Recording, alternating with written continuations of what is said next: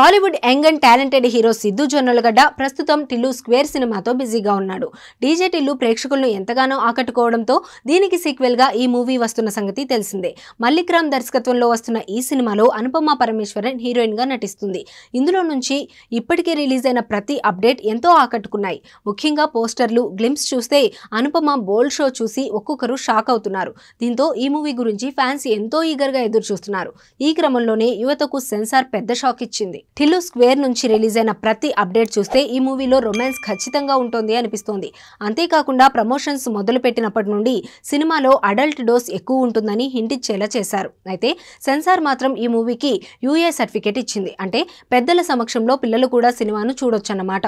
దీంతో యువత అప్సెట్ అవుతున్నారు. మంచి హాట్ కంటెంట్ ఎంజాయ్ చేయొచ్చు అని భావించిన వారికి టిల్లు అన్న ఆశలు నిరాశపరిచాడని చెప్పొచ్చు. కాగా అన్ని కార్యక్రమాలు పూర్తి చేసుకున్న టిల్లు స్క్వేర్ చిత్రం మార్చి 29వ తేదీన థియేటర్లలో గ్రాండ్ విడుదలకు సిద్ధమవుతోంది.